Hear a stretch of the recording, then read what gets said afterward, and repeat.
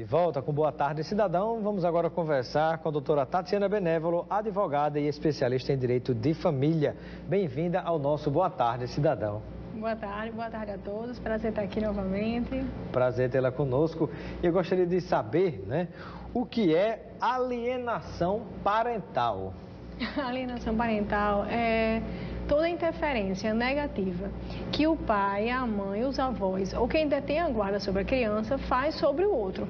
Então, é aquele comentário que vai denegrir a imagem, não avisar rotina de colégio, rotina de médico, que afaste o filho da figura paterna ou materna.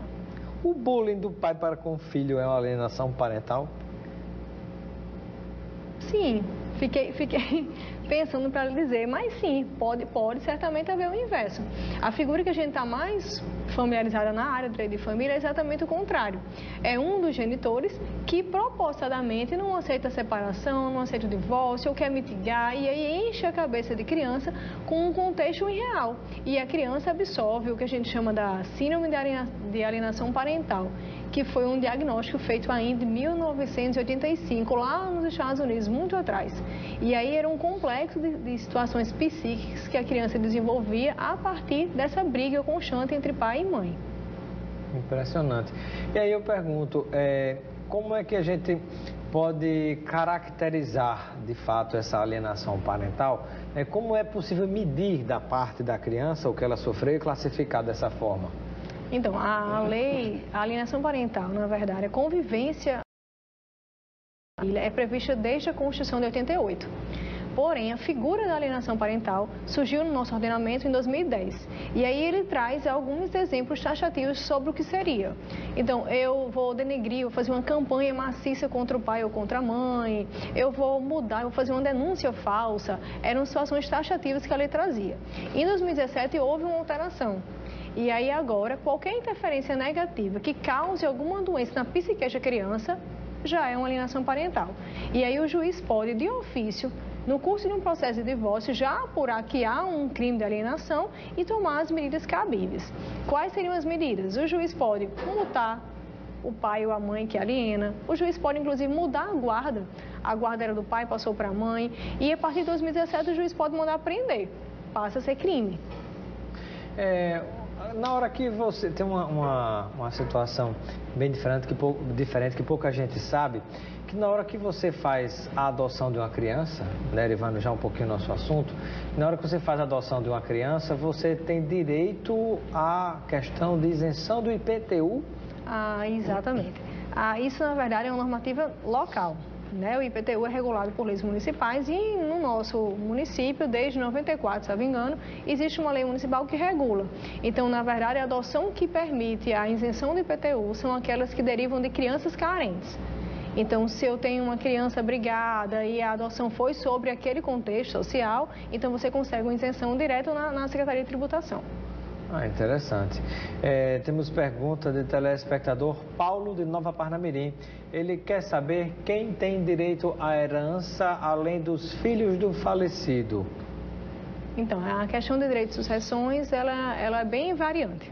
Assim, quem tem direito pode ser a esposa, o esposo, o companheiro, não havendo... Foi essa a questão? Sim. E os ex também tem? Por exemplo, é casado com uma pessoa e tem filhos. Mas tem uma ex-mulher, um ex-marido, e essa pessoa passa a ter direito também ou só a mulher atual? Não, então, depende do regime de casamento. Existem 4 formatos, assim, no Brasil é muito comum a aplicação de 3. Separação, comunhão e a comunhão universal de bens. Então, depende da forma do sistema de pagamento de casamento que foi negociado lá quando foi feito o casamento civil e religioso. Então, é possível que a minha ex herde alguma questão no patrimônio, se for comunhão universal, se tiver várias implicações, porém, no divórcio, geralmente essas questões são pactuadas, porque eu não posso fazer a herança de pessoa viva. Então, eu só posso negociar isso no momento da morte da pessoa. Se eu já estou separada dela, então subentende-se que a negociação patrimonial já foi feita em um primeiro momento. Então, assim, quem são herdeiros? Necessários os filhos e os cônjuges. Pergunta da Daniele, que está em Lagoa Nova, ela gostaria de saber se a união estável dá direito nesse sentido aí, a questão dos bens na hora do falecimento da outra pessoa. Sim, a união estável, desde 88, é casamento civil. Tem os mesmos direitos, as mesmas obrigações, a questão sucessória, previdenciária, a gente recebe sempre essa consulta. A companheira também tem direito previdenciário sobre o companheiro falecido? Com certeza. Naturalmente, assim, o INSS é diante de uma união estável, ele procura, na verdade, averiguar se atende aqueles requisitos comuns jurídicos da união estável. Porém, é um pouquinho mais dificultoso, mas o direito é o mesmo. A companheira e a esposa têm amplo direito sucessório e previdenciário e alimentar. E o que é que caracteriza a união estável?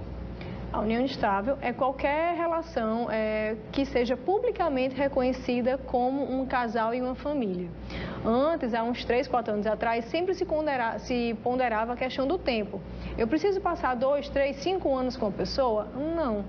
Nós hoje temos um consenso na jurisprudência que entende que se eu tenho uma relação aberta, onde eu apresento o meu companheiro como tal, ele é minha família e passa a ser uma união estável.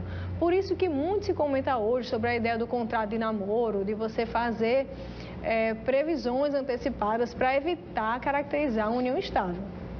O que é... Não precisa coabitar, né? Não precisa manter uma ligação econômica, basta que os componha um núcleo familiar.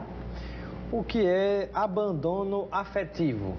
Abandono afetivo está muito ligado também com a questão da alienação parental. O abandono afetivo está naquele pai, naquela mãe, nos avós ou quem tem a guarda de uma criança que não dá assistência material e emocional.